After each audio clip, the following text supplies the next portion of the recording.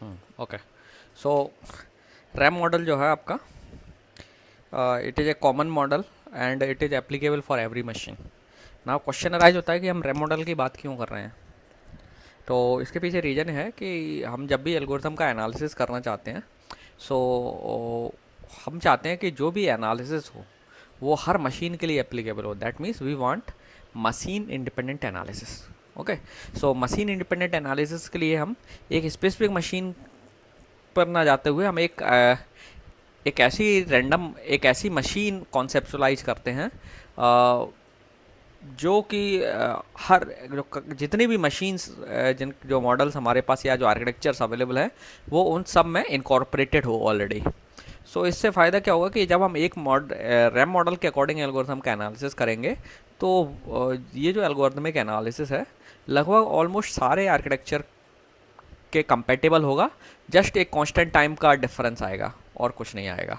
और constant time का difference भी हमारे लिए बहुत इंपॉर्टेंट नहीं है। जैसे मैं पहले भी बता चुका हूँ कि एल्गोरिथम के एनालिसिस में हमारा इंपॉर्टेंट फोकस जो है वो होता है कि एल्गोरिथम की जो ग्रोथ रेट है वो क्या है।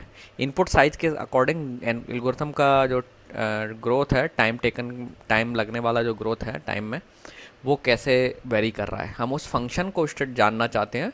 And we are interested in that function only, है ना। कांस्टेंट क्या होगा हम उसके बारे में ज़्यादा बॉदर नहीं कर रहे। कांस्टेंट तो वो अब जब कभी भी मशीन स्पेसिफिक है तो उसे कंप्यूट किया जा सकता है। Okay. So that's why we want to study RAM model. So let me write first RAM model. So RAM model means ये रैम मेमोरी नहीं है, रैम मेमोरी वाला मॉडल नहीं है, रैंडम एक्सेस मशीन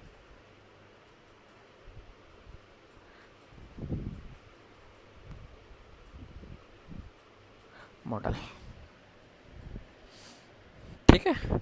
सो ये एक मैथमेटिकल मॉडल है जो लगभग सारी मशीन्स के लिए काम करेगा, क्योंकि सारी मशीन्स का ये बेसिक कॉन्सेप्चुलाइज मॉडल है। और उसके अकॉर्डिंग मैंने पिछली क्लास में, याद होगा आपको, कुछ मैंने इसके बारे में इंट्रोडक्शन भी आपको प्रोवाइड किया था। सो हम क्या मान के चल रहे हैं कि जो हमारा जो मशीन है उसमें एक प्रोसेसर है आपके पास, है ना, and you have a random access memory. ठीक है। So I am just writing memory.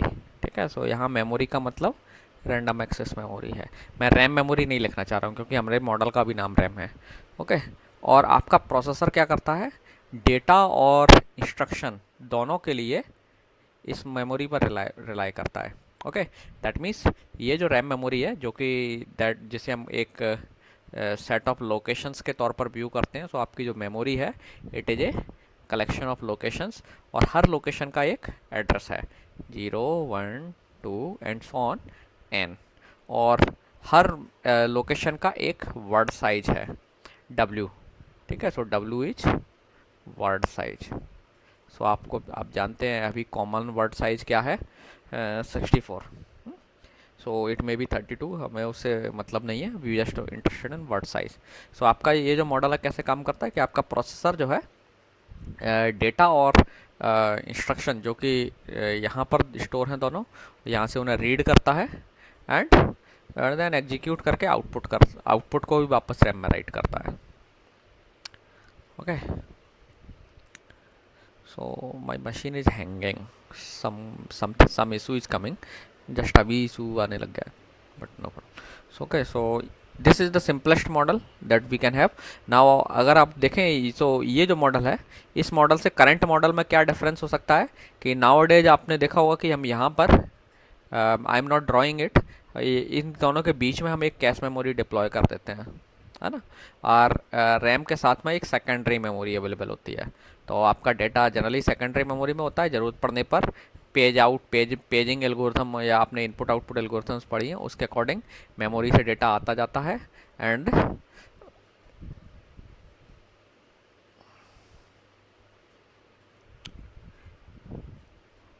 and are you able to hear me? Okay. Okay, I thought my machine is hanging, I don't know why. अभी just problem शुरू कर रही है, इसलिए late class में शुरू कर पाया, मशीन कुछ हैंग कर रही थी, कुछ हुआ है इशू। ओके, सो आपका जनरली जो मॉडर्न मशीन है, करंट अगर कंप्यूटर मॉडल आप देखें तो उसमें हमारे पास यहाँ एक कैश मेमोरी हो सकती है।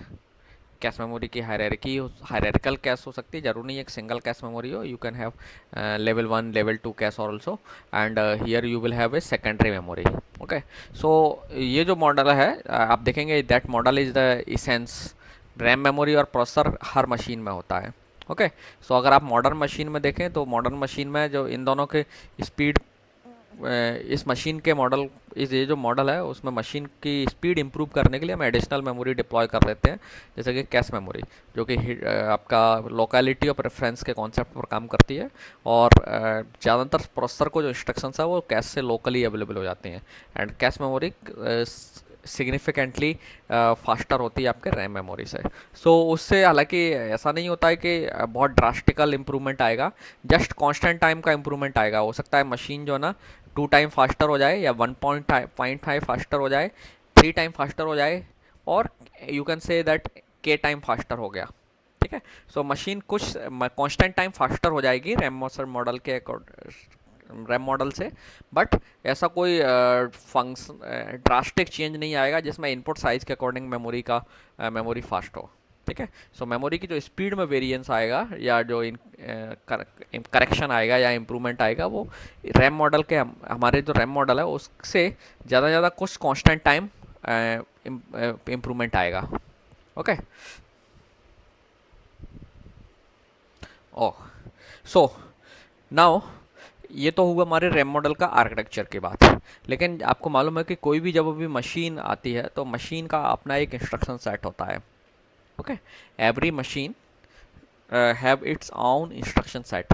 हालांकि आपने कभी असेंबली में काम नहीं किया है, आप प्रोग्रामिंग लैंग्वेजेस में generally high level programming languages में काम करते हैं, बट जिस किसी ने भी लो लेवल लैंग्वेज में काम किया हो, लाइक असेंबली, मशीन लैंग्वेज में तो काम करना डिफ़िकल्ट है, बट अगर आपने असेंबली लैंग्वेज में काम किया हो देन आपने इंस्ट्रक्शन सेट को यूटिलाइज किया होगा।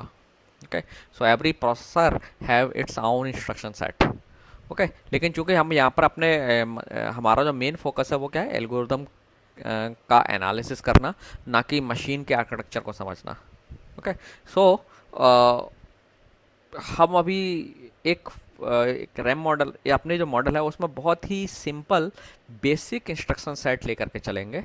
ज़्यादा नाउ डेज एडवांस मशीन में क्या होगा, कुछ एडवांस इंस्ट्रक्शंस और इंक्लूडेड होंगे, बट उन एडवांस इंस्ट्रक्शन की वजह से कुछ बहुत ज़्यादा डिफरेंस नहीं आने वाला है, जस्ट कांस्टेंट टाइम डिफरेंस आएगा। सो we can safely assume that our machine have a basic instruction set. Okay, so let's talk about the instruction set that your machine may have. So सबसे पहला simple instruction set हो सकता है आपका arithmetic instructions का। So let's talk about first, a machine have some type of instruction set और type of instruction। So उस instruction set में जो इंस्ट्रक्शंस होंगी they can be of different type of instructions। so first type of instruction जो हो सकता है आपका वो होगा arithmetic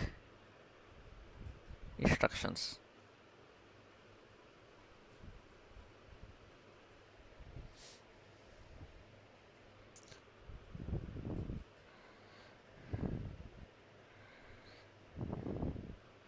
arithmetic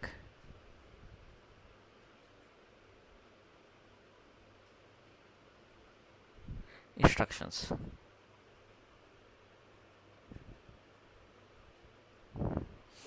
अरिथमेटिक इंस्ट्रक्शन आप सब लोग फेमिलियर हैं, addition, multiplication, subtraction and division. हालांकि डिवीजन आपका बेसिक इंस्ट्रक्शन सेट में नहीं आएगा, क्योंकि जितनी भी मशीन्स हैं वो डिवीजन के लिए डायरेक्ट इंस्ट्रक्शन ऑफर नहीं करती हैं। डिवीजन को आपको मालूम है कि डिवीजन को हम एक्चुअली रिपीटेटिवली सब्ट्रैक्ट करके परफॉर्म कर सकते हैं। सिमिलरली हालांकि मल्टीप्लिकेशन को भी हम कर सकते हैं। सो लेट्स टॉक अबाउट, हम उसमें नहीं जाते हैं, उतनी डिटेल में नहीं जाते हैं. Let's assume we can the our machine RAM model जो हम अज्यूम कर रहे हैं that have arithmetic instruction set, जिसमें चार अरिथमेटिक इंस्ट्रक्शंस हो सकती हैं: addition, multiplication, subtraction and division, and sometimes modulo is also considered in this set, so modulo can also be there. ठीक है. सो हम मान के चल रहे हैं कि हमारी जो मशीन्स हैं उसमें जो इंस्ट्रक्शंस हैं, अरिथमेटिक इंस्ट्रक्शंस आपके कुछ इस तरीके के होंगे: a equal to B plus C. ठीक है. सो जनरली मशीन क्या करती है आपके इस केस में, जो मशीन्स के पास रजिस्टर्स होते हैं, आपने पढ़ा होगा मशीन का आर्किटेक्चर, कंप्यूटर आर्किटेक्चर में भी पढ़ा होगा. Every machine have set of registers. Processor के पास अपने रजिस्टर्स होते हैं और रजिस्टर्स में ही वो पहले वेरिएबल्स को स्टोर करता है एंड देन कंप्यूटेशन करता है. सो जनरली जब आप ये इंस्ट्रक्शन की बात करते हैं तो मशीन जब इस इंस्ट्रक्शन को एग्जीक्यूट करती है तो वो पहले क्या करेगी, ए और बी और सी की वैल्यू को रीड करके रजिस्टर्स में लेके आएगी. सो बी और सी यहाँ पर रजिस्टर्स को रिप्रेजेंट कर रहे होते हैं एंड देन मशीन बी और सी दोनों को ऐड करके आंसर को इसमें ट्रांसफ़र कर देगी. सो जनरली ज़्यादातर जो मशीन्स हैं वो इसको एक सिंगल स्टेप के तौर पर परफॉर्म करती हैं. सो हम मान लेते हैं कि इस इंस्ट्रक्शन को परफॉर्म करने में only one step is required. हम यहाँ चीज़ों को स्टेप्स के टर्म में क्यों डिफाइन कर रहे हैं, क्योंकि हमें जो एल्गोरिथम का टाइम कंप्यूट करना है वो स्टेप्स के टर्म में करना है. सो लेट्स अज्यूम कि ये जो इंस्ट्रक्शंस हैं इनको वन स्टेप में आप कंप्यूटर आपका परफॉर्म कर सकता है, या जो रैम मशीन आप लेके चल रहे हैं वो परफॉर्म कर सकता है. या एक इंस्ट्रक्शन ऐसी हो सकती है B minus C, A equal to B into C,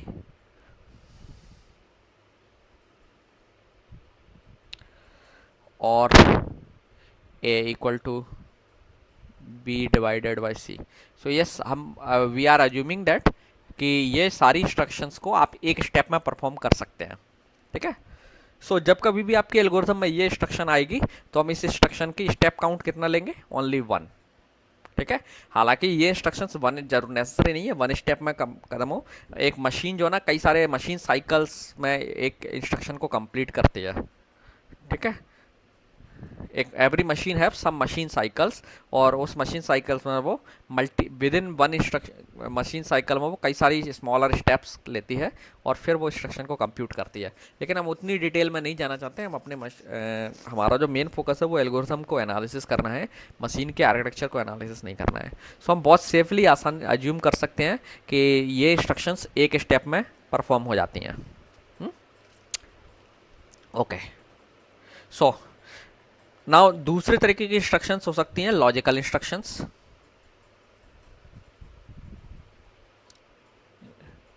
logical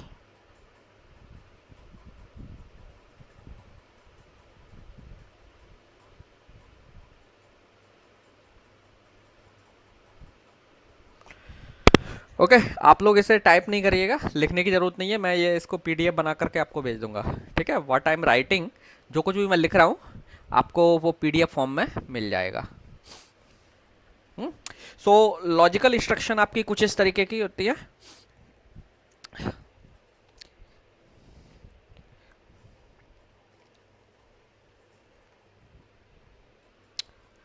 like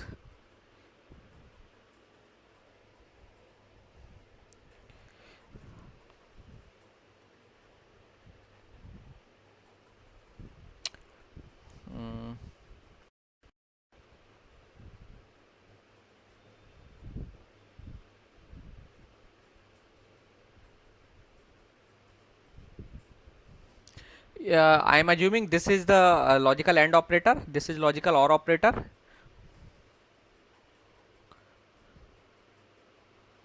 ठीक है. XOR और बाकी के ऑपरेटर्स भी हो सकते हैं, आपको मालूम है, लेकिन इन्हीं ऑपरेटर से सारा काम हो जाता है. आप चाहें तो XOR ऑपरेशन भी ले सकते हैं. C इक्वल टू हो सकता है B XOR का, सपोज ये नोटेशन अगर है तो B XOR C. Okay. So let's assume कि ये इंस्ट्रक्शन भी एक स्टेप में कंप्लीट हो जाते हैं. दैट मीन्स मशीन को इन इंस्ट्रक्शंस को एग्जीक्यूट करने में भी ओनली वन स्टेप लगता है. ठीक है. ओनली वन स्टेप, चाहे ये इंस्ट्रक्शन हो, चाहे ये हो, चाहे ये हो। जब भी हम देखेंगे ये इंस्ट्रक्शन एक बार एग्जीक्यूट अगर आपकी एल्गोरिथम हो रही है, देन हम उसे एक स्टेप काउंट कंसिडर करेंगे। ओके, सो ये हो गया आपका लॉजिकल इंस्ट्रक्शंस। देन तीसरे टाइप की इंस्ट्रक्शंस होती हैं आपकी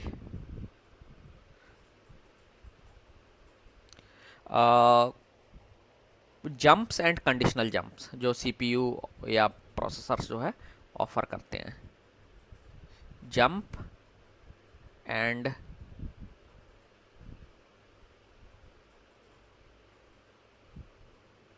कंडीशनल जंप। ओके, सो जंप इंस्ट्रक्शन दो तरीके की होती हैं। एक कंडीशनल होता है जिसमें जंप किसी कंडीशन के बेस पर होता है, और जंप इंस्ट्रक्शन में एक्चुअली क्या होता है, प्रोसेसर अपने एक करंट एड्रेस से अचानक से जंप करके किसी दूसरे लोकेशन पर एग्जीक्यूट करने के लिए चला जाता है सडनली। तो ये जो जंप है, ये जंप किसी कंडीशन के बेस पर हो सकता है, या sometimes this jump can be unconditional also. So दोनों ही केस में हम सेम दोनों ही केस में हम मान सकते हैं कि दोनों सीपीयू जो ना same set of steps perform करेगा। सो एक जंप इंस्ट्रक्शन कुछ इस तरीके की होगी, if A greater than B, let me make it capital also, हम कैपिटल ही ले रहे हैं तो एक ही कन्वेंशन लेके चले, then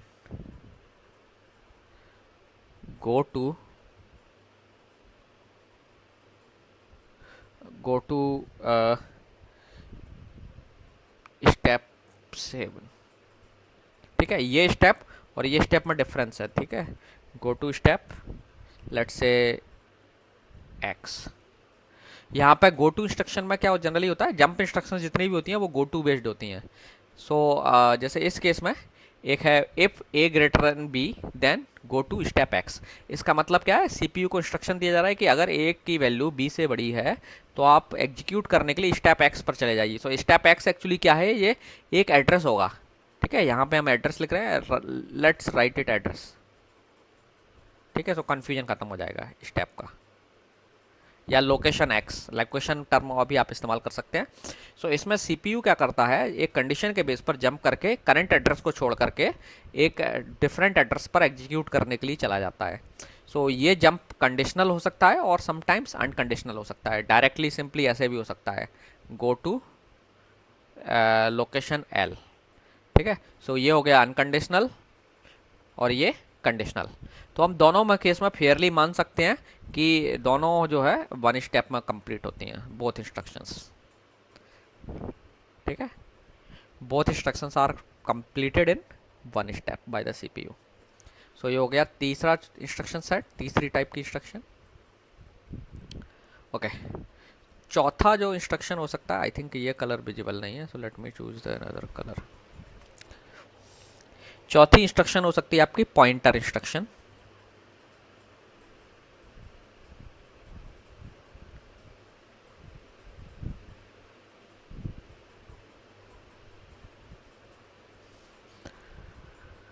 okay, so pointer instruction में आपके जो है एरे ऑपरेशंस भी आते हैं, क्योंकि array ultimately with in machine internally pointer के फॉर्म में ही परफॉर्म होते हैं। आपने अगर सी में एरे पढ़ा होगा तब आपने ये कॉन्सेप्ट डिस्कस किए होंगे कि अल्टीमेटली जो एरे है वो बिना पॉइंटर के इंटरनली एक्सेस नहीं हो पाता है। ठीक है, सो पॉइंटर इंस्ट्रक्शन में इस तरीके की इंस्ट्रक्शन होंगी, A equal to star B. I am taking the C type notation. Star B का मतलब आप जानते हैं, स्टार बी एक पॉइंटर वेरिएबल है और स्टार बी का मतलब है कि बी में जो एड्रेस है उस एड्रेस पर रखी हुई वैल्यू को ए में ट्रांसफर कर देना है। So this instruction will take only one step, हम मान के चल रहे हैं। एंड सिमिलरली ये इंस्ट्रक्शन है B equal to A, star B equal to A. इसका मतलब है कि ए जो वेरिएबल है इसकी वैल्यू को बी में जो एड्रेस है उस जगह पर भेज दीजिए। सो बी हैव सम एड्रेस और उस एड्रेस पर वैल्यू को भेज देना है। स्टार बी का मतलब ये होता है। ठीक है, या ऐसी कोई इंस्ट्रक्शन हो सकती है ए आई, ये एक एरे इंस्ट्रक्शन है एक्चुअली। सो इसका मतलब क्या, एरे की ith लोकेशन पर बी को स्टोर कर दो। और आपको मालूम है कि ये जो एड्रेस है, ये इंस्ट्रक्शन है कुछ इस तरीके की इंस्ट्रक्शन में कन्वर्ट होती है इंटरनली। जब कंपाइल करते हैं आप तो वो इस तरीके की इंस्ट्रक्शन में कन्वर्ट हो जाती है। So we can assume this and similarly B equal to A I. So ये जो चारों टाइप की इंस्ट्रक्शंस हैं, वी विल अज्यूम दैट कि इसमें भी हमें एक स्टेप लगती है, ठीक है। सो ये तो हुई simple instructions. And now simple instructions के अलावा machines can also have some complex instructions as well. So let's take, हम बहुत ज़्यादा कॉम्प्लेक्स इंस्ट्रक्शंस अज्यूम नहीं करेंगे अपने मॉडल में, but let's assume there are some complex instructions. तो कॉम्प्लेक्स इंस्ट्रक्शंस एक्चुअली क्या है? ऐसी इंस्ट्रक्शंस हैं जो आपके इन बेसिक इंस्ट्रक्शन से मिलकर के बनाई गई हैं। कॉम्प्लेक्स इंस्ट्रक्शंस,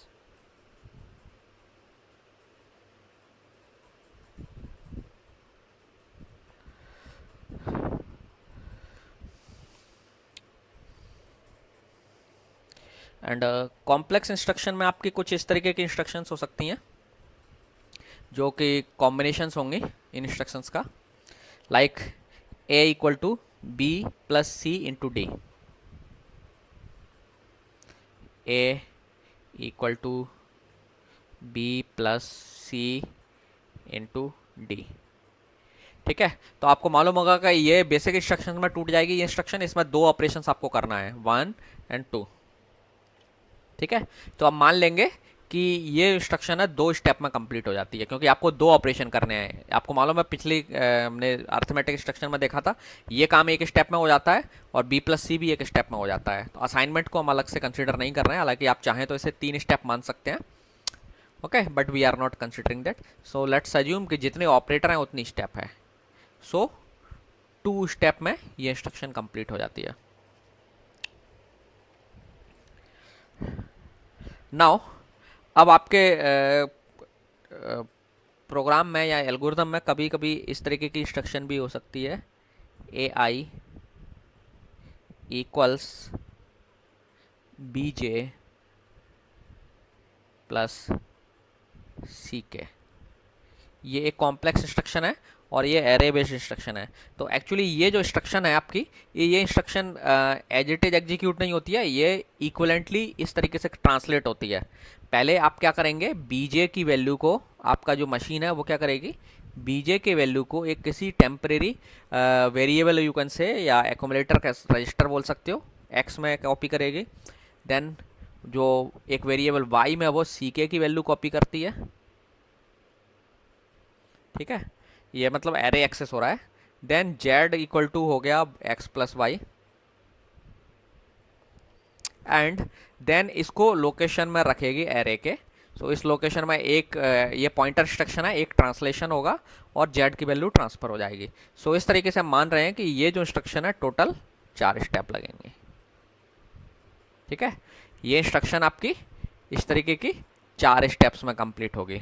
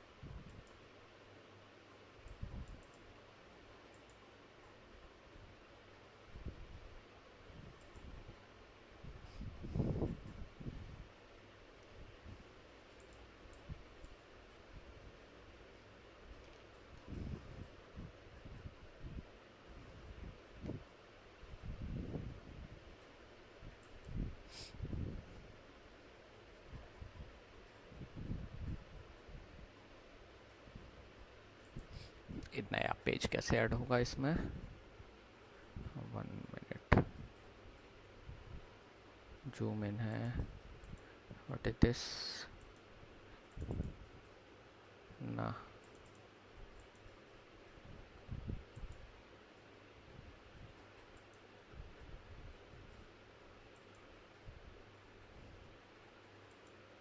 ओके, चलिए।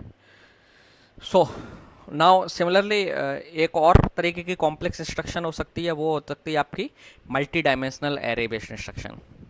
सो कॉम्प्लेक्स इंस्ट्रक्शन में ही मैं एक एग्जांपल ले रहा हूँ। जब आपका कई बार क्या होता है, जब आप इस तरीके के इंस्ट्रक्शंस देखते हैं, you can have this type of instruction also in your AIJ, ठीक है, something this kind of instruction, या ये तरीके का इस टाइप का जो आपका इंस्ट्रक्शन वेरिएबल यूज हो सकता है आपके एल्गोरिदम में। सो इसके लिए देखना है हमें कितने स्टेप्स लगेंगे। सो एक्चुअली ये जो इंस्ट्रक्शन है ये actually multi dimensional 2 dimensional array है। सो आपको याद होगा सी में 2 डायमेंशनल एरे किस तरीके से स्टोर होता है। 2 डायमेंशनल एरे, अगर आप लॉजिकल रिप्रेजेंटेशन देखें, आप जब रिप्रेजेंट करते हैं एरे को 2 डायमेंशनल को अपनी कॉपी पेपर पर, तो आप उसे ऐसे कुछ दिखाते हैं,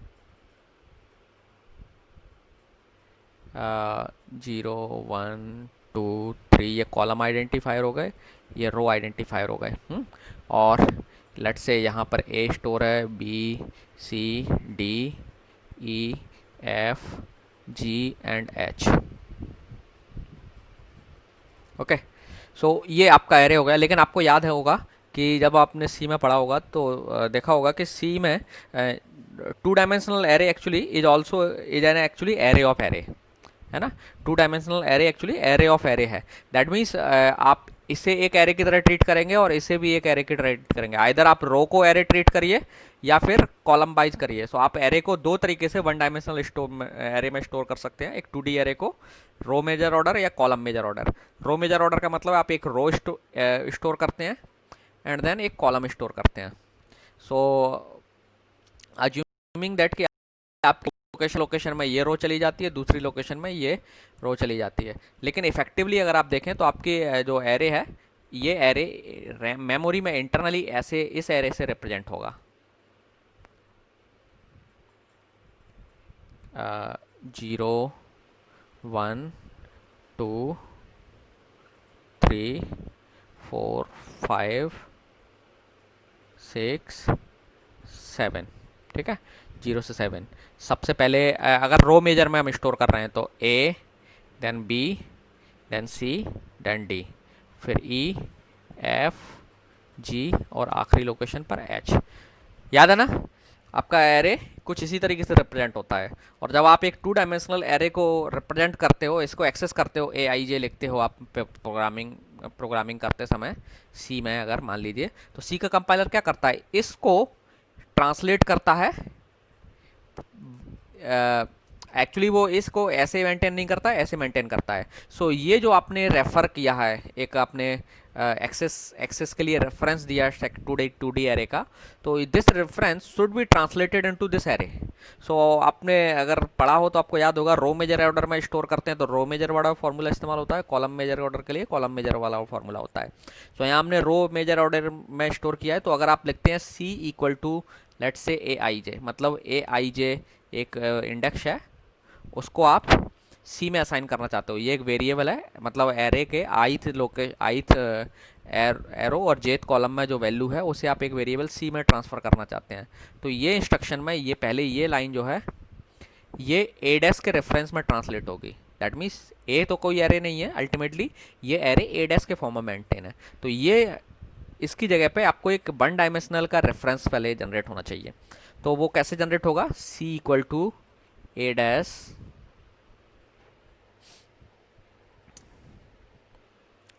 I इंटू एम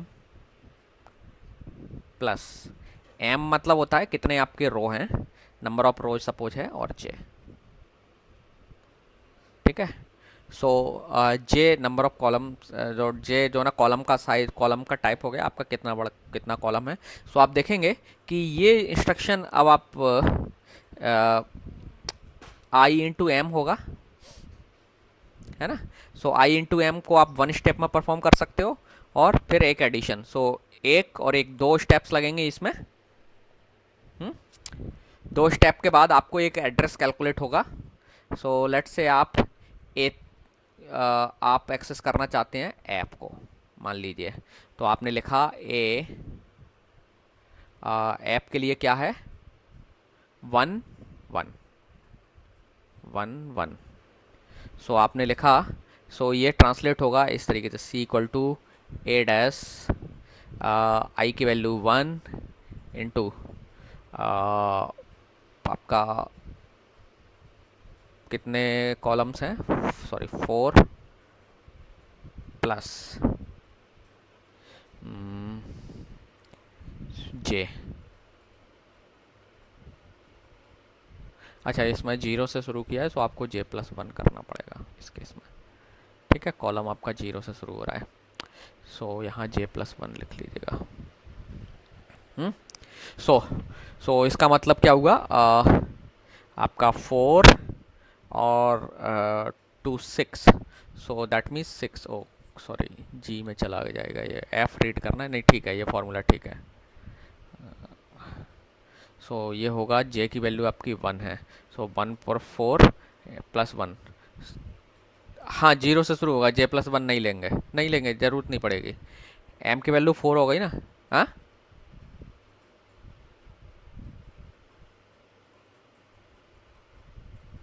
नहीं, हमें यहाँ पर एक्सेस करना है, 5 पे आएगा ना, इसमें एक्सेस होगा, ये एफ आना चाहिए यहाँ।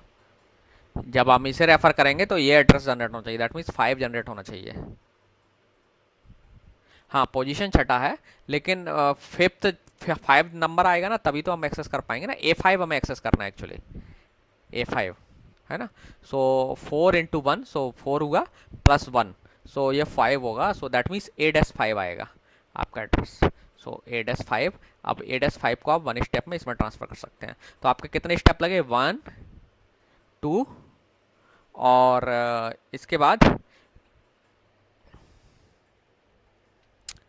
बाद आपका एक स्टेप ट्रांसफ़र करने में लगेगा, मतलब A5 C equal to A-5 होगा, तो A-5 के लिए आपकी एक स्टेप लगने वाली है ना। सो टोटल स्टेप्स कितनी हो गई, 3 स्टेप्स। सो जब भी आप एक 2D एरे के लिए इस तरीके का रेफरेंस देखेंगे, तो आप इसे मान लेंगे कि ये 3 स्टेप में होगा। So you can remember it as a formula. Okay, so ये जो टास्क है, ये 3 स्टेप में परफॉर्म हो जाएगा। ओके, ज़रूरी नहीं है आप इसे थोड़ा सा और डिफरेंट तरीके से, कोई कहेगा कि हम इसको और बारीकी से करेंगे, तो आ, आप चाहें तो आप कहें कि नहीं, A5 को एक्सेस करने में एक स्टेप और लगेगी, फिर A5 को C में ट्रांसफ़र करने में जो है ना एक स्टेप लगेगी, तो आप 4 मान सकते हैं, but I think 3 is okay, क्योंकि एक आध स्टेप का आगे पीछे होने से आपके एल्गोरिथम के रनिंग टाइम में कोई फ़र्क नहीं पड़ने वाला है। ठीक है, एल्गोरिथम का रनिंग टाइम लगभग वही रहेगा। हमें फंक्शन में इंटरेस्टेड है, हमें फंक्शन में इंटरेस्ट है, और बाद में हम देखेंगे कि हम कांस्टेंट को इग्नोर भी कर देंगे। सो ये एक कॉम्प्लेक्स इंस्ट्रक्शन हो गई। इसके बाद अगला जो इंस्ट्रक्शन टाइप होता है, वो होता है loop instruction. So I don't remember the numbering, मैंने कौन सा इसको नंबर दिया था, 6 होगा या 5 होगा, I don't know. So I am writing number 6 है, 6 ना। सो अगली जो, ओके चलिए 7, आई एम नॉट रिमेंबरिंग एक्चुअली क्या नंबर होना चाहिए, आपको याद होगा तो बता दें। लूप इंस्ट्रक्शंस, सो आपको मालूम है कि जितने भी तीन तरीके के लूप्स आपकी प्रोग्रामिंग लैंग्वेज में मिलते हैं, और तीनों लूप्स लगभग इक्विवेलेंट होते हैं। सो हम एक ही लूप के लिए एनालिसिस कर लेते हैं, और वो एनालिसिस सबके लिए होगा।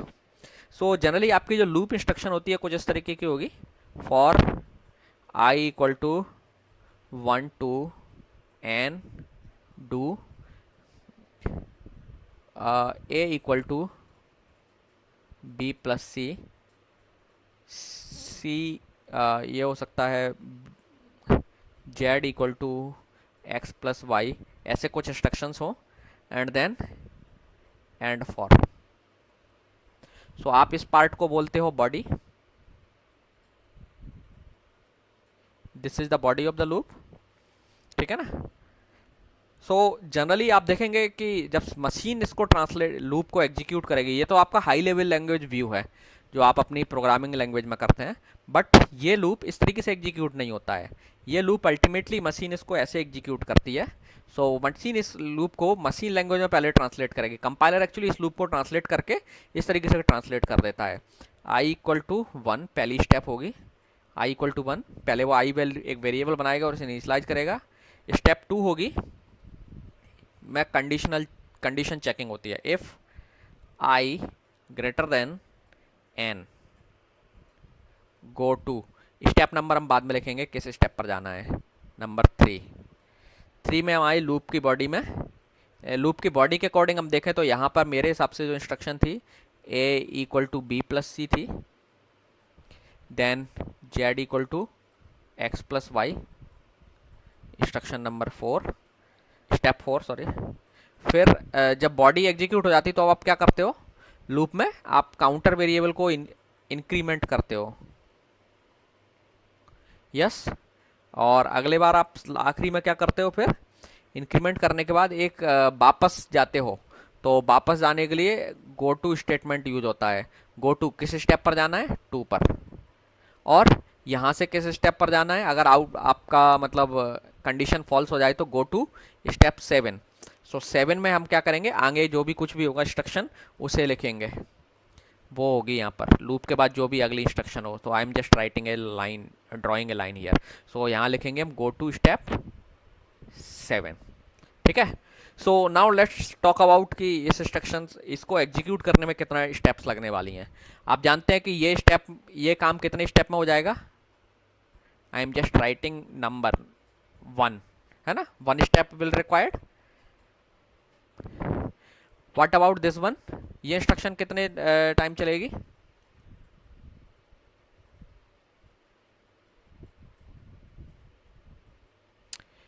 कितने टाइम चलेगी, 7 बार क्यों, स्टेप 7 है वो, गो टू 7 है, 7 बार नहीं। ये तो 7 बार, ये लाइन कितनी बार चलेगी, ये लाइन इंस्ट्रक्शन 2।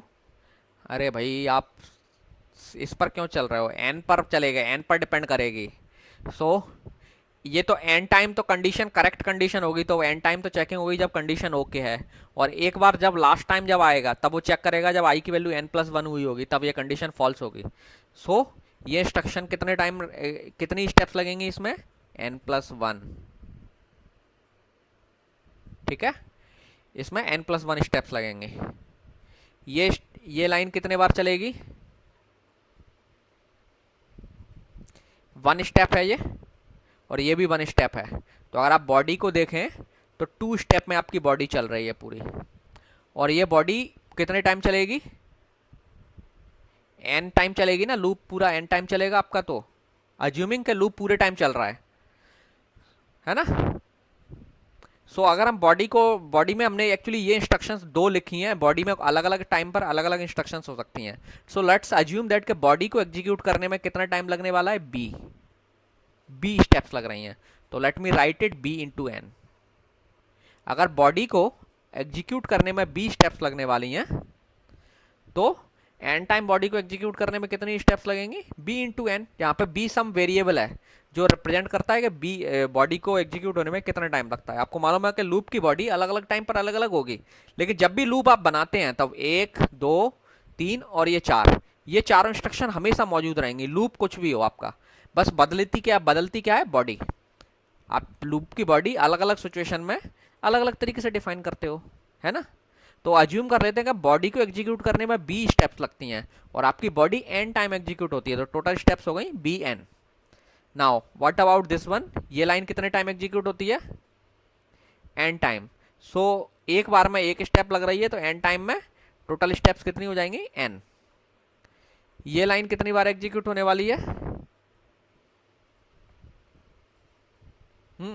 बताओ जरा,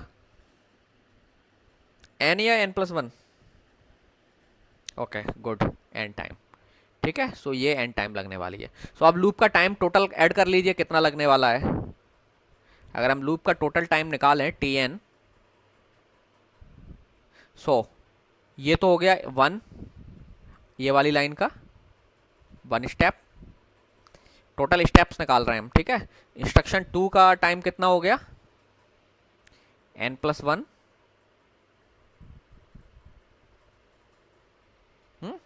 बॉडी का टाइम कितना हो गया, b इंटू एन,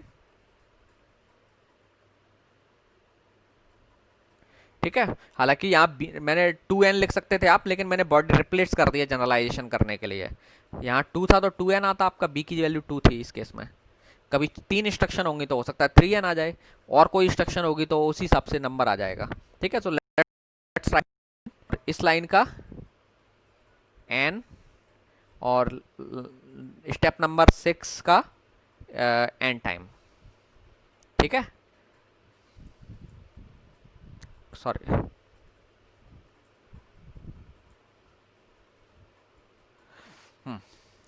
सो सम कर लीजिए कितना हुआ।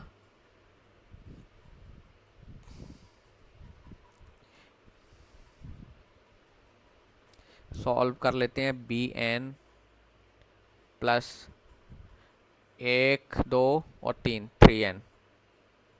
चलिए अब मैंने लिख दिया 2n, B N plus 2n plus 1n ये आया और प्लस 2। ठीक है, B N plus 2n plus ये वाला n और प्लस 2। फर्दर और ज़्यादा अच्छे से सॉल्व कर लीजिए।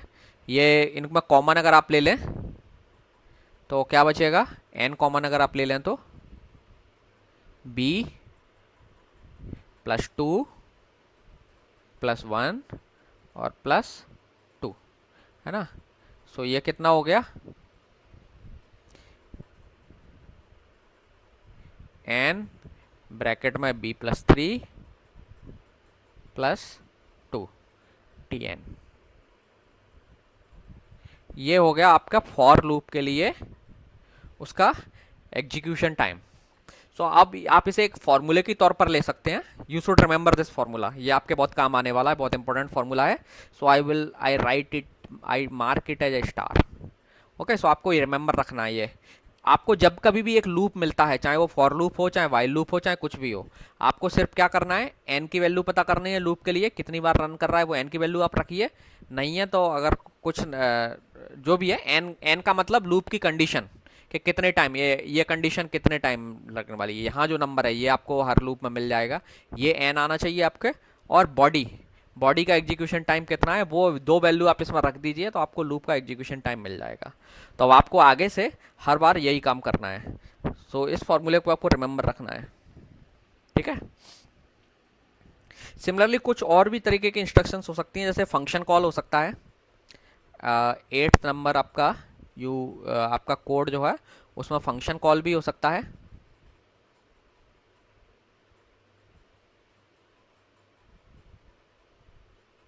Like x equal two factorial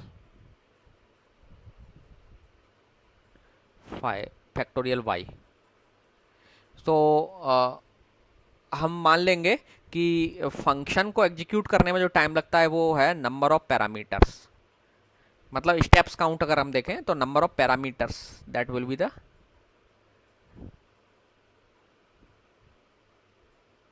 हालांकि आप चाहें तो फंक्शन के कोड से स्टेप्स निकाल सकते हैं। ओके, सो फंक्शन की स्टेप्स आप कोड से निकाल लीजिए, लेकिन पैरामीटर्स को भी सेव करना पड़ता है, तो आप पैरामीटर्स को सेव करने में जो टाइम लगने वाला है वो नंबर ऑफ पैरामीटर्स ले लीजिए। सो 2 पैरामीटर्स हैं तो 2 स्टेप मान लीजिए। ये सिंप्लीफिकेशन है, जरूरी नहीं आप मुझसे एग्री करें इसमें।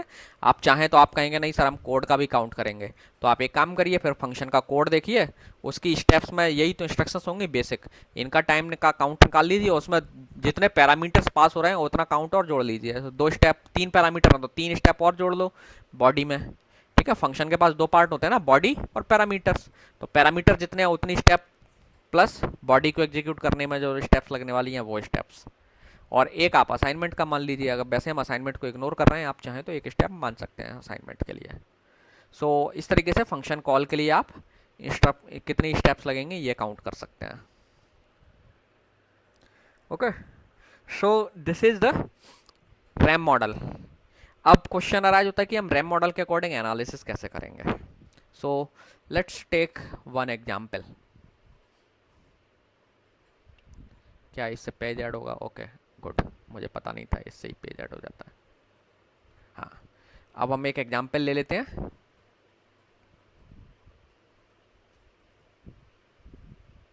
सो मैं सबसे सिंपल एग्जाम्पल ले रहा हूँ, लीनियर सर्च।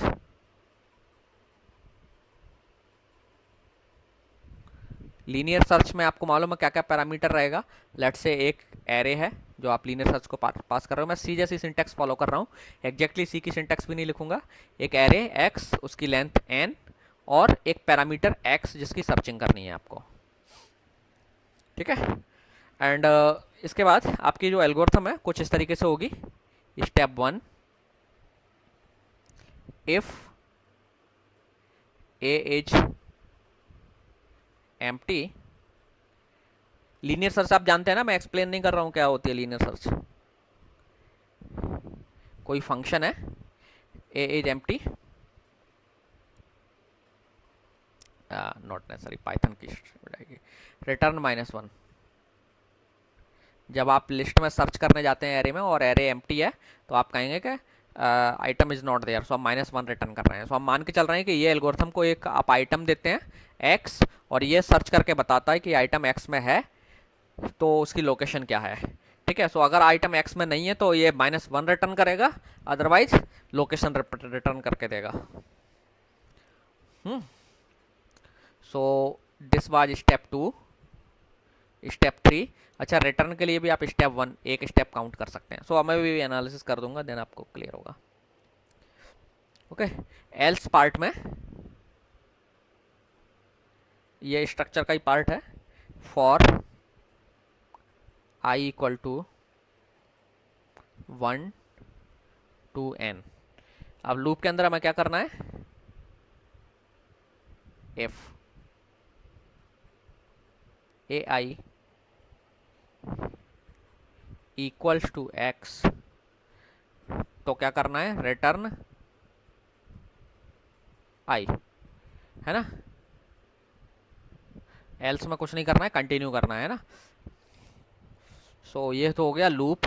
अगर मान लीजिए लूप पूरा रन कर गया और लूप में रिटर्न नहीं हुआ तो इस पॉइंट पर let me number them the instructions also. ये हो गई 4, ये 5, ये स्टेप 6, स्टेप 7 क्या होगी इस लूप के बाहर कि इफ i इक्वल्स n+1 हो गया अगर, तो इसका मतलब है सर्च अनसक्सेसफुल हो गई, आपको आइटम नहीं मिला, पूरे लूप चल गया सर्च करते करते और आपको आइटम नहीं मिला, तो आपने कहा रिटर्न -1। और स्टेप 8, 9 में कुछ लिखने की जरूरत नहीं है, चलिए। सो ये आपकी एक टिपिकल लीनियर सर्च एल्गोरिथम है ना। सो लेट्स एनालाइज कि इस एल्गोरिथम की टाइम कॉम्प्लेक्सिटी क्या होगी। सो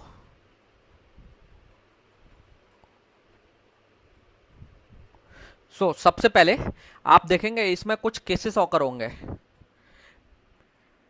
क्या आप बता सकते हैं सबसे कम टाइम इसमें कब लगेगा? अच्छा, इसमें one more thing, one important thing you should remember कि हम जब भी एल्गोरिथम का एनालिसिस करते हैं तो हमें आइडेंटिफाई करना पड़ता है कि सबसे इंपॉर्टेंट टास्क जो ज़्यादा परफॉर्म हो रहा है, ज़्यादा रिपीटेडली कई बार हो रहा है, वो कौन सा टास्क है। तो इस एल्गोरिथम में अगर आप देखें तो आप जब किसी आइटम को सर्च कर रहे हैं तो सर्च में आप क्या करते हैं, एरे में आप एक एक करके लोकेशन पर जा रहे हैं, हर लोकेशन पर जा रहे हैं एक एक करके, और उसमें जो भी आइटम है उस लोकेशन पर उसे करंट आइटम जो आप खोज रहे हैं एक्स जो है इस केस में, तो आप एक्स से कंपेयर करते हैं, ठीक है। सो इसमें comparison is the main operation. So हम यहाँ पर कितने कंपेरिजन लग रहे हैं वो हमारी स्टेप काउंट बनाएगी। तो हम कंपेरिजन एक्चुअली मेन हमारा फोकस होगा काउंट करने का, ठीक है। हमारा जो मेन ध्यान होगा वो नंबर ऑफ कंपेरिजन पर होगा। सो आप बता सकते हैं इसमें बेस्ट केस सबसे बेस्ट केस कब ऑकर होगा? बेस्ट केस मतलब सबसे कम कंपैरिजन आपको लगे सर्च करने में। ओके गुड, मतलब आप पहली लोकेशन पर ही जाते हैं और आपको आइटम मिल जाता है ना। एक्स जो है ना पहली लोकेशन पर ही है, तो आपको पहली लोकेशन पर ही मिल गया आइटम और आप इस स्टेप मतलब एल्गोरिथम को कंप्लीट करके एग्जिट कर गए। So that constitute best case, ठीक है। तो बेस्ट केस का मतलब क्या हुआ, आपको केवल एक कंपैरिजन लगने वाला है, तो इसको हम बोलेंगे कांस्टेंट टाइम। वर्स्ट केस क्या होगा,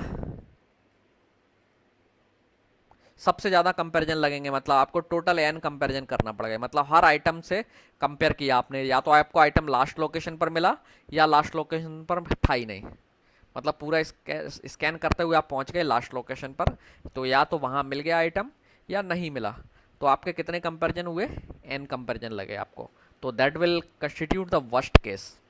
एवरेज केस क्या होगा, आपको एवरेज केस के लिए एनालिसिस करके देखना पड़ेगा कि सारे केसेस के जो काउंट हैं उनको, मतलब पहले लोकेशन पर मिला तब कितना कंपैरिजन लगा, दूसरी लोकेशन पर आइटम मिलता है तो कितने कंपैरिजन लगे, तीसरी लोकेशन पर आइटम मिल जाता है तो कितने कंपैरिजन लगे, तो इनके सबके कंपैरिजन काउंट निकाल लो। चौथी लोकेशन पर के लिए पांचवी पर अगर है आइटम तो उस पर कितने कंपैरिजन लगेंगे। सो टोटल एन पॉसिबिलिटी है, पहली लोकेशन पर भी आइटम हो सकता है, दूसरी पर भी हो सकता है, तीसरी पर भी हो सकता है, चौथी पर भी हो सकता है, या आखिरी पर भी हो सकता है। सो ऐसे एन चांस केसेस हैं, डिफरेंट केसेस पॉसिबल हैं, और हर पॉसिबल में नंबर ऑफ कंपैरिजन जिस लोकेशन पर मिल रहा है उतने कंपैरिजन लगेंगे। तो आप इसमें 1 + 2 + 3 plus and so on plus N divided by N से आप कम कर सकते हैं, डिवाइड करके बता सकते हैं।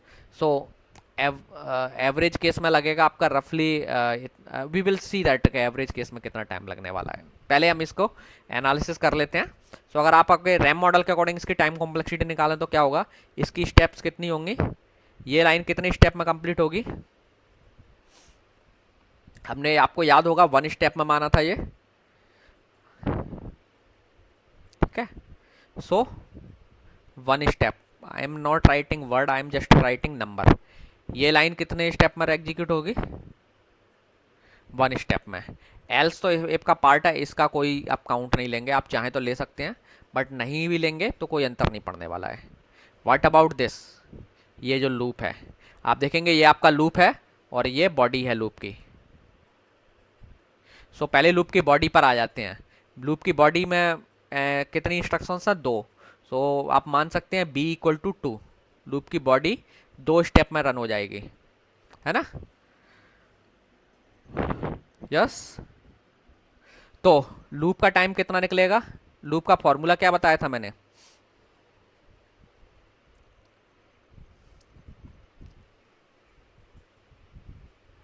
b का मान यहाँ 2 है, इतनी स्टेप्स, ठीक है ना। n, n हमें पता नहीं है ना n कितना रहेगा, n तो एरे की साइज पर डिपेंड करता है ना, कि n कितना है, एरे छोटा है तो n छोटा होगा, n एरे बड़ा है तो n बड़ा होगा। सो n इंटू बी की वैल्यू 2 + 3 और टोटल 2। सो ये आ जाएगा आपका कितना, 5n + 2। What about this one, ये लाइन कितनी बार एग्जीक्यूट होगी, होगी अगर तो 1 टाइम, और ये भी 1 टाइम, ठीक है। अब हालांकि इसमें होगा डिफरेंट डिफरेंट केसेस पे कोई इंस्ट्रक्शन एग्जीक्यूट होगी ही नहीं, किसी केस में एग्जीक्यूट होगी, उससे आपको बॉदर नहीं करना है, आप सारा टाइम निकाल लीजिए, बस सबका टाइम ऐड कर लीजिए, ठीक है ना। सो टोटल टाइम कितना हो गया, अगर आप इसको देखें तो Tn = 1 + 1 ये वाला प्लस 5n + 2 और +2, कितना हो गया, 5n + 2 2 4 और 2 6। अब हो सकता है कोई मॉडल में कुछ थोड़ा सा डिफरेंस कर लेता तो किसी का 6n + 8 आ जाता, या कुछ समथिंग हो सकता था। लेकिन सो दैट मीन्स यहाँ पे Tn जो आया इस एल्गोरिथम के केस में, Tn क्या आया, Tn इज 5n + 6। सो आप देखेंगे ये कैसा फंक्शन है, n का लीनियर फंक्शन है, और n क्या है, एरे का साइज। सो ये इंस्ट्रक्शन, ये Tn क्या कह रहा है आपको, सो दैट मीन्स लीनियर सर्च की जो टाइम कॉम्प्लेक्सिटी है वो 5n + 6 है। सो यहाँ पर 5n को थोड़ी देर के लिए भूल जाइए, ठीक है। सो आप लिख सकते हैं Cn + c', है ना, क्योंकि मशीन बदल जाएगी तो ये कांस्टेंट बदल जाएगा सिर्फ। सो Cn + c' हो जाएगा, है ना, जहां पर c है, c और c' मशीन डिपेंडेंट कांस्टेंट हैं। आप लिख सकते हैं where c and c' are एम, ऐसे मैं शॉर्ट में लिख रहा हूं, मशीन डिपेंडेंट कांस्टेंट्स, ठीक है। सो ये कॉन्स्टेंट्स तो मशीन डिपेंडेंट होंगे, हमारे लिए इंपॉर्टेंट क्या है, एन। सो आप देख रहे हैं ये क्या है, ये जो टी एन है आपका एन का लीनियर फंक्शन है। दैट मीन्स लीनियर सर्च का जो टाइम कॉम्प्लेक्सिटी है ये इनपुट साइज का लीनियर फंक्शन है। ये क्या इंडिकेट कर रहा है, ये इंडिकेट कर रहा है कि अगर एल्गोरिथम का साइज एरे का साइज बढ़ता है तो जो लीनियर सर्च जो टाइम ले रही है वो टाइम भी बढ़ेगा, है ना। अगर आप बड़ा एरे देंगे लीनियर सर्च को सर्च करने के लिए तो ये सीधे सीधे इंडिकेट कर रहा है कि अगर एरे का साइज बढ़ेगा तो एल्गोरिथम जो टाइम ले रही है वो भी इंक्रीज करेगा। सो लेट्स से आपने अगर पहले 1000 का एक एरे इनपुट दिया और सर्च करने के लिए कहा तो कुछ टाइम लगेगा, लेकिन उसी जगह पे आपने साइज बढ़ा करके 10,000 कर दिया, तो इसका मतलब क्या हो गया कि आपके एल्गोरिथम का जो रनिंग टाइम है वो भी बढ़ जाएगा इनपुट के हिसाब से। और वो किस तरीके से बढ़ेगा, लीनियर में बढ़ेगा, लीनियर ऑर्डर में बढ़ेगा, ठीक है। सो आप सीधा एन की वैल्यू एरे का साइज डाल सकते हैं यहाँ पर और लगभग वो रफ नंबर ऑफ स्टेप्स आ जाएंगे, ठीक है। सो अगर एरे 1000 साइज का है तो 5000 प्लस 6 मतलब 5006 स्टेप्स लगेंगे। अगर 10,000 कर देते हैं एरे का साइज तो 10,000 into 5,000 50,000 plus 6 50, so 50,006 number of steps लगेंगे। सो आप देख रहे हैं कि जो इनपुट साइज के साथ एल्गोरिथम का जो टाइम है या नंबर ऑफ स्टेप्स हैं वो लीनियरली ग्रो कर रही हैं, और एक लीनियर फंक्शन बहुत तेज़ी से ग्रो नहीं करता है, ठीक है। सो ये जो एल्गोरिथम है इसकी टाइम कॉम्प्लेक्सिटी लीनियर है, ठीक है। आपको रिमेंबर रखना है ये फैक्ट कि बाइनरी ये जो सर्चिंग एल्गोरिथम है आपकी लीनियर सर्च एल्गोरिथम, इसीलिए इसको लीनियर सर्च कहा जाता है, ठीक है, क्योंकि इसमें जो सर्च टाइम है वो इनपुट साइज के लीनियरली ऑर्डर में या लीनियर फंक्शन में बढ़ता है। सो इस तरीके से हमने लीनियर सर्च एल्गोरिथम का एनालिसिस कर लिया और हमने समझ लिया कि एल्गोरिथम कैसे बिहेव करेगी। सो इनपुट साइज बढ़ाने पर इसका जो टाइम टेकन है वो बहुत लीनियरली ऑर्डर में बढ़ेगा, तो आप इस एल्गोरिथम में लार्ज साइज का एरे आसानी से इस्तेमाल कर सकते हैं, ठीक है। अब इसमें जैसे मैंने बताया 3 केसेस थे, बेस्ट केस दिखा दिया, वर्स्ट केस में एन कंपैरिजन लगने वाले हैं आपको, और एवरेज केस क्या होगा, एवरेज केस में आपके पास एन पॉसिबिलिटीज होंगी एक्चुअली, तब एवरेज केस निकालोगे। एक तो पॉसिबिलिटी है पहली लोकेशन पर ही आपको एलिमेंट मिल जाए तो आपको एक कंपैरिजन लगेगा, दूसरी पॉसिबिलिटी है आइटम दूसरी लोकेशन पर मिले तो 2 कंपैरिजन में काम हो जाएगा आपका, तीसरी पॉसिबिलिटी है 3 कंपैरिजन लगें तीसरी लोकेशन पर होगा तो, चौथी लोकेशन पर होगा तो 4 कंपैरिजन लगेंगे plus and so on, n-1th location पर होगा तो कितने कंपैरिजन लगेंगे, n-1, और nth लोकेशन पर होगा तो n कंपैरिजन लगेंगे। तो एक पॉसिबिलिटी ये है कि इतने कंपैरिजन लगें या इतने लगेंगे या इतने लगेंगे या ये लगेगा, डिपेंडिंग ऑन एरे में आइटम कहाँ हैं, आप जो x को ढूंढ रहे हो वो x कहाँ मिल रहा है आपको, ठीक है। सो कितनी पॉसिबिलिटी है, n डिफरेंट। तो हमें अब देखना है कि ये तो था हर अलग अलग केस में टाइम, इस केस में इतना टाइम, इस केस में इतना टाइम। अब आपको मालूम करना था कि एवरेज टाइम कितना लगने वाला है, एवरेज टाइम कॉम्प्लेक्सिटी बताना है ना हमको। तो एवरेज कैसे निकालेंगे, इन सबको जोड़ लीजिए जितनी एंट्री हैं और फिर इसका एवरेज लेने के लिए हम इनको काउंट करके उतने से ही डिवाइड कर देंगे, तो इनका सम कितना आएगा, ये एक सीरीज है। तो एवरेज निकालने के लिए पहले एक काम करते हैं, इसको डिवाइड कर लेते हैं n से, क्योंकि ये एंट्री n है तभी तो एवरेज निकलेगा। और ये आपको मालूम होगा ये एक सीक्वेंस है और इसका सम कितना होता है ऊपर वाले का, n into n+1 divided by 2, और टोटल हो गया डिवाइडेड बाई n। अगर आप इसे सॉल्व करेंगे फर्दर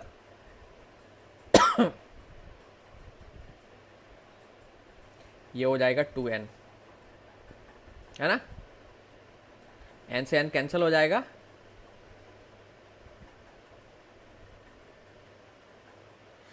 n+1/2, ठीक है। यहाँ कांस्टेंट हमने देखा नहीं है, कांस्टेंट इन्वॉल्व रहेगा लेकिन वो कांस्टेंट इम्पॉर्टेंट नहीं है हमारे लिए ये फंक्शन इम्पॉर्टेंट है। सो लगभग ऑलमोस्ट n/2 कंपेरिजन लगेंगे। सो अगर आप बेस्ट केस की बात करें लीनियर सर्च में तो बेस्ट केस टाइम कॉम्प्लेक्सिटी कितनी हो गई, Tn बेस्ट केस में कितना होगा, केवल एक कंपैरिजन लगने वाला है, ये हो गया आपका बेस्ट केस। सो एक कंपैरिजन के लिए हम एक्चुअली एक नहीं लिखते हैं, हम सीधा कांस्टेंट लिखते हैं, ठीक है, क्योंकि कुछ मशीन डिपेंडेंट चीज़ें भी आएंगी। सो बेस्ट केस की टाइम कॉम्प्लेक्सिटी c है, सो सी मतलब कांस्टेंट टाइम। एवरेज केस में n/2, n+1/2, जिसको हम रफली लिखते हैं, जिसको हम इग्नोर करके n/2 लिखते हैं। ठीक है, बाद में हम इसमें कुछ नोटेशंस भी लगाएंगे, लेकिन अभी मैं जानबूझ के नहीं लगा रहा हूँ नोटेशंस, क्योंकि मैंने आपको अभी उनसे इंट्रोड्यूस नहीं किया है। तो ये हो गई एवरेज केस टाइम कॉम्प्लेक्सिटी।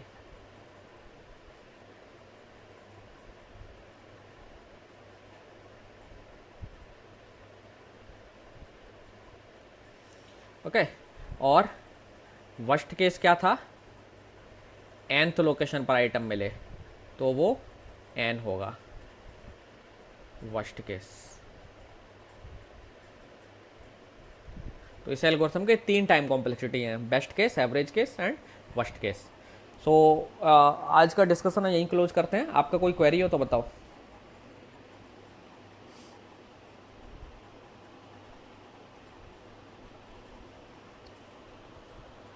नहीं है? सो ये मैं आपको सेंड कर दूंगा, ये आपको किसी बुक में तो नहीं मिलेगा। सो मैं इसी को आप लोग पढ़ लीजिएगा। और आपके लिए एक होमवर्क है सबके लिए, बाइनरी सर्च एल्गोरिथम लिखना है आपको। ठीक है, और एक एल्गोरिथम लीजिए आप,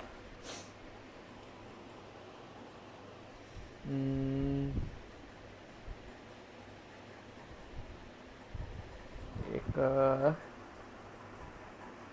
बबल सॉर्ट एल्गोरिथम आपने सबने पढ़ी होगी।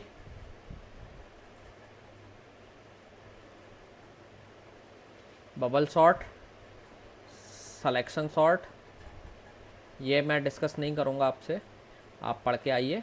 और इन दोनों की टाइम कॉम्प्लेक्सिटी आपको निकालनी है, ये जो फॉर्मूला दिया है इसी के अकॉर्डिंग। तो किसी भी बुक में जा कर के आप देख सकते हैं इसका एल्गोरिथम की स्टेप्स, लेकिन टाइम कॉम्प्लेक्सिटी आपको जो ये जो मॉडल मैंने बताया है आपको इसके अकॉर्डिंग निकालनी है। Okay, so this is your homework. Bubble sort और बाइनरी सर्च एल्गोरिथम लिखना है आपको। बाइनरी एल्गोरिथम लिख रहा हूँ, sorry, search is missing. Binary search, ये एल्गोरिथम आपको लिखना है। इसका रनिंग टाइम कैसे निकालेंगे वो मैं आपको बाद में डिस्कस करूँगा। ठीक है, क्योंकि ये एल्गोरिथम आपकी रिकर्सिव है एक्चुअली, इसलिए आप अभी इसको नहीं कर पाएंगे।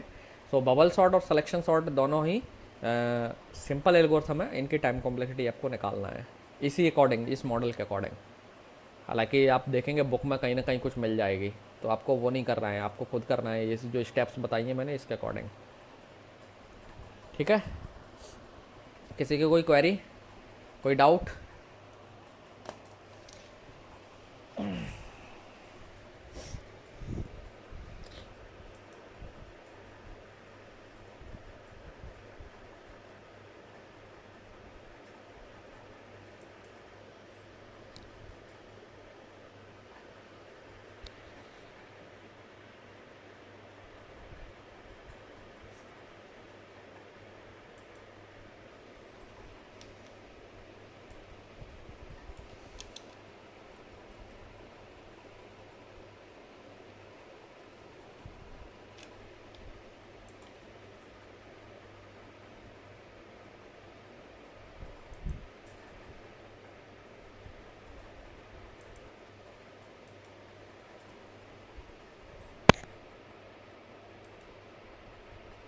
नहीं है? चलिए ठीक है, कोई बात नहीं। सो हाँ हाँ,